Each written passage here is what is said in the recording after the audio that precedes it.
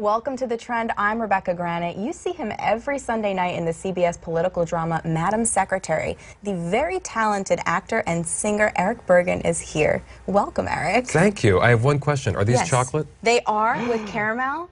Oh, you can have one. Thank you very much. All right, I'll save it till afterwards. I have more than one question for you, but I want to start with asking you a very serious question. Oh, okay.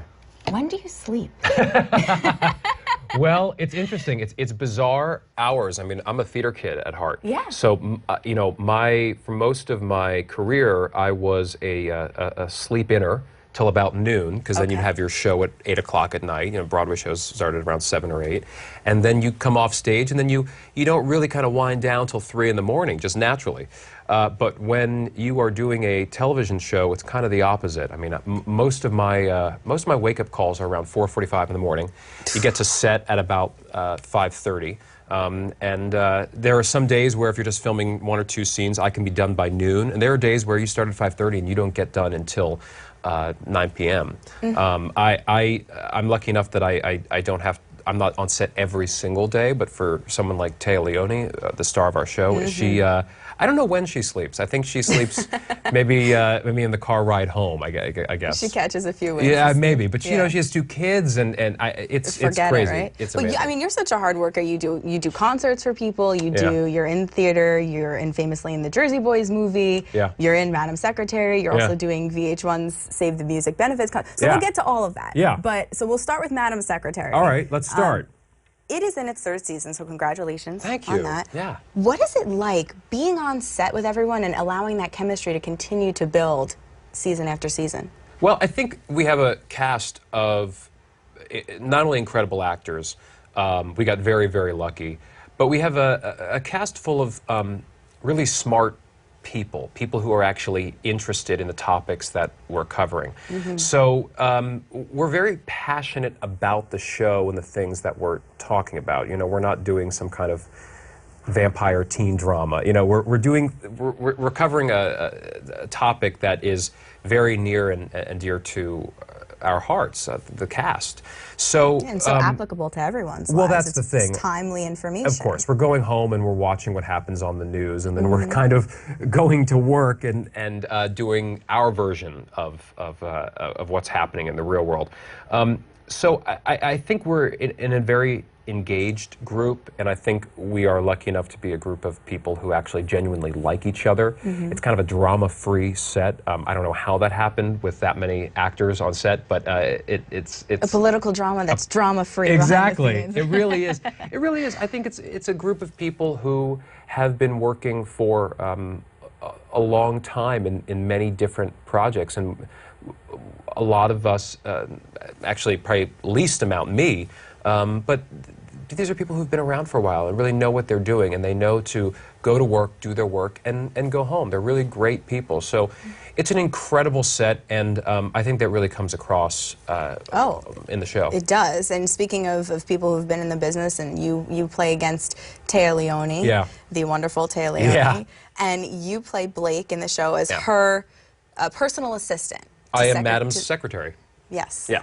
So, what is it like portraying Blake? What do you enjoy the most about bringing his character to life? I actually had a little bit of experience being a personal assistant. When I was in high school, I was assistant to a celebrity photographer and had to deal with lots of big names and dealing with them on the phone and at the office.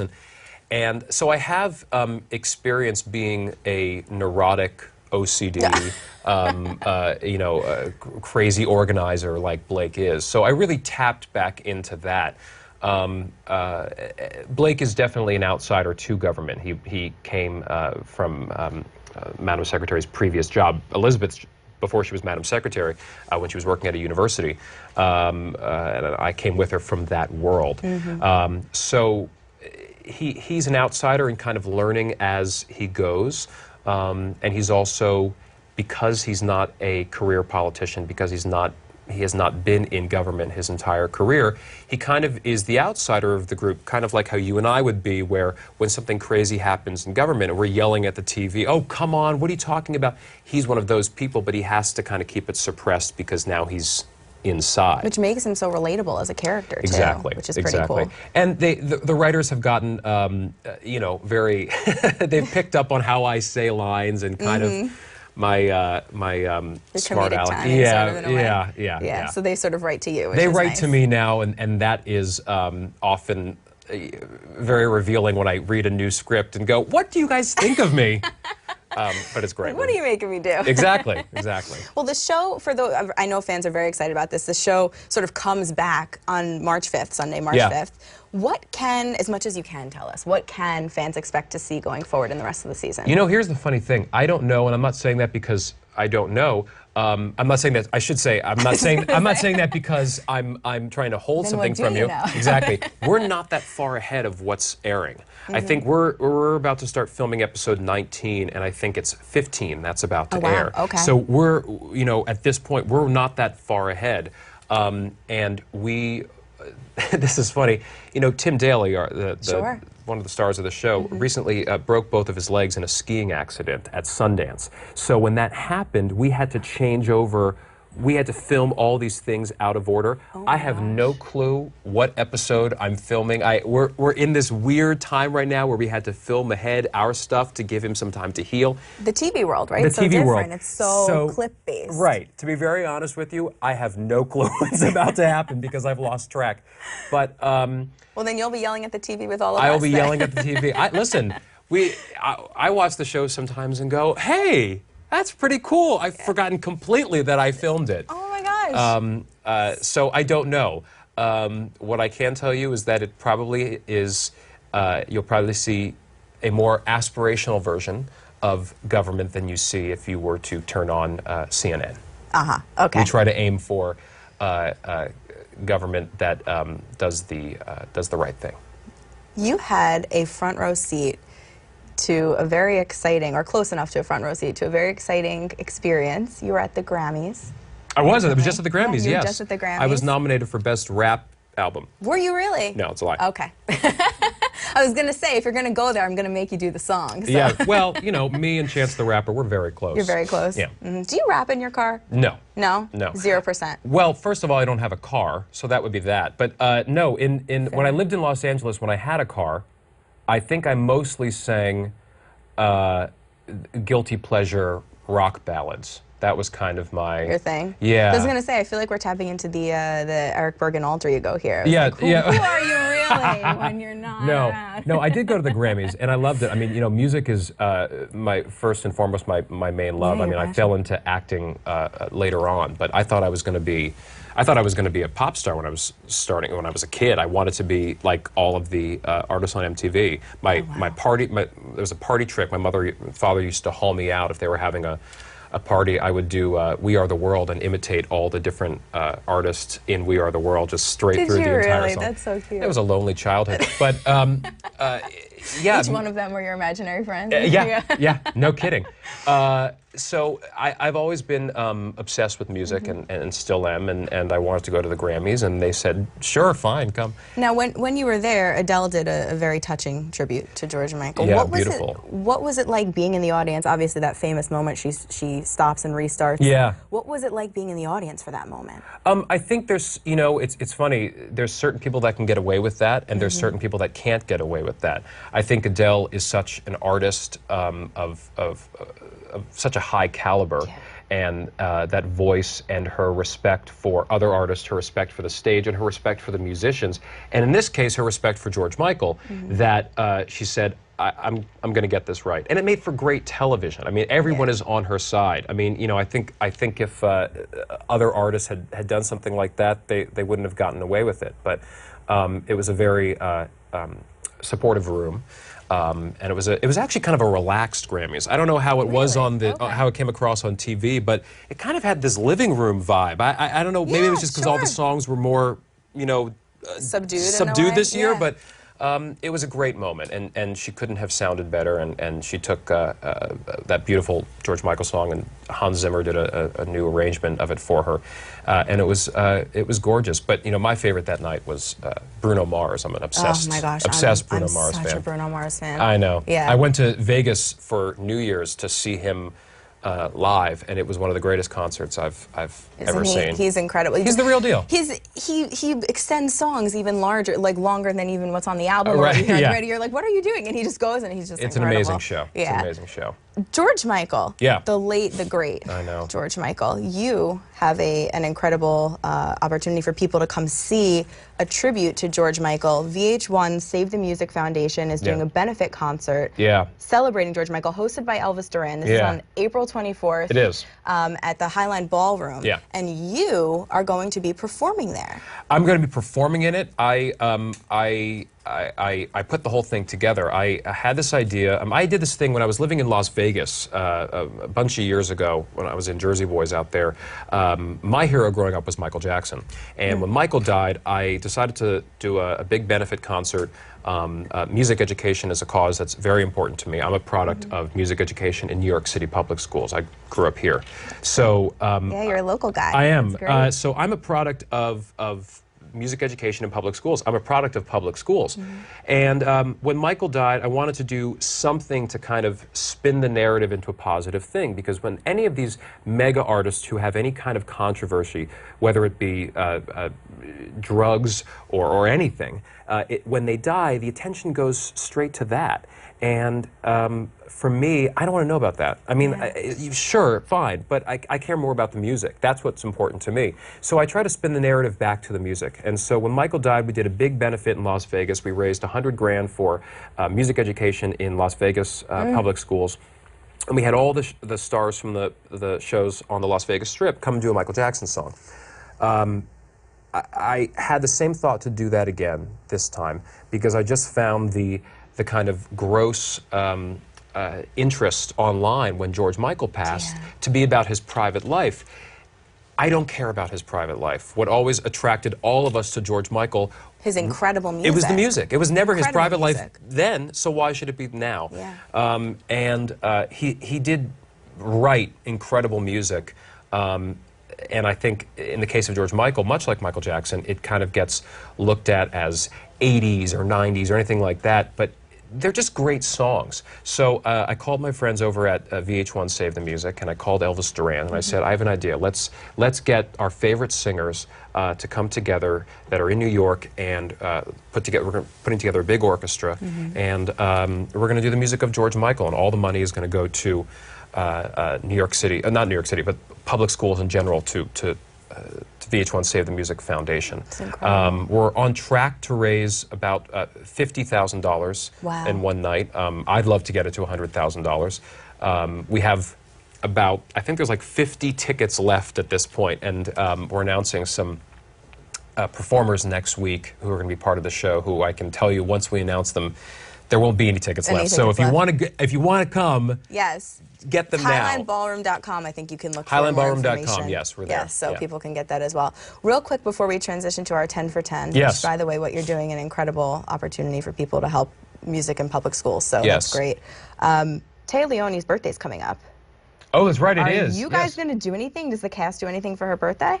I think for Taya's birthday, she should get a nap. That's what she would like the most. That's a good way to, yes, absolutely, full circle. We're going to gift her a nap for It's true, because so many of us, when we go on hiatus, we're like, oh, can we do a movie? Can we do, Taya's, I want a nap. So we will give her the gift of a bed.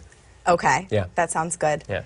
10 for 10 challenge, Eric. Oh gosh, all right. You have 10 questions. You have about 10 seconds to answer each. We're going to try to stay as close as we can. 10 seconds to answer each question. Yes. Oh gosh. Okay. Yeah. So it's like, all right. Here we go. Yeah. First question. Music or lyrics? Oh, music. Second question. Live performances or film? Live performances. The project that you've worked on that's the closest to your heart? Jersey Boys. Okay. Speaking of which, you famously played Bob Gaudio in Jersey Boys. Points for pronouncing Gaudio correctly. Did I say it good? You did, say it well? Good. What's the best thing that he taught you? Save your money. Is that really what he said? Well, no. Well, more specifically, own your publishing rights. Own your publishing rights. Then you don't have to worry about saving your money. Smart man, smart man. Jersey Boys, the movie. Yeah. The toughest four-season song to learn and perform. Well, you also performed live as well in the tour, but either way. The toughest one to perform? The toughest one to perform. Well, the toughest one to perform live was a song called Big Man in Town, which is not a major hit for the Four Seasons, but it opened Act 2. And in Las Vegas, we didn't really cut the show down. We cut the intermission in half. So at the top of Act 2, it was only men in the audience, and it was women coming back from the bathroom line. So trying to figure out who to perform to in kind of an empty theater for that first song at the top of Act 2, that was the toughest to perform to. But they're all, they weren't tough to perform, really. If you're playing Frankie, then it was tough. Yeah, fair. Okay. You grew up in New York City, as we said. Yes. As a kid, what was your favorite activity to do in the city? There was this place called the Sony Wonder Lab when Sony was at 550 Madison Avenue.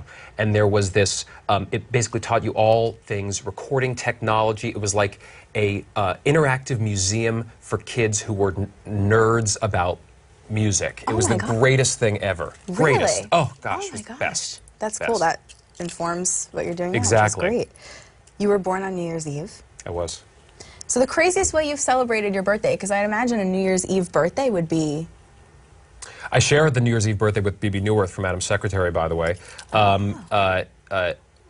Gosh, what is the craziest thing I've done? Well, I think one of my favorite birthdays was 2 years ago. I was actually in Las Vegas again, performing with the symphony there, and I got to perform at the Smith Center, which is it's kind of like their version of Lincoln Center. It's this beautiful performance hall, and got to perform their big New Year's Eve show. That was a great one. Other than That's a dream night. Yeah, that was a dream night. Yeah, and it kind of solves the problem of what do you do on New Year's Eve? Yeah. You get paid to sing. Fantastic. Yeah. Thank you, birthday present. Exactly. Right? There you go. A dream role that you would love to play going forward in your life? Bobby and Company. Cool. Something you do or did to unwind after a long day on the Madam Secretary set? Drink a whole bottle of wine? Very fair, very honest. We appreciate the honesty. I come home and crash. Yeah. I come home and crash. If I have to be up early the next day, there's no wine. Sleep. But if I'm free, oh, it's wine. It's wine. Yeah. Red or white? Red. Of course. There you go.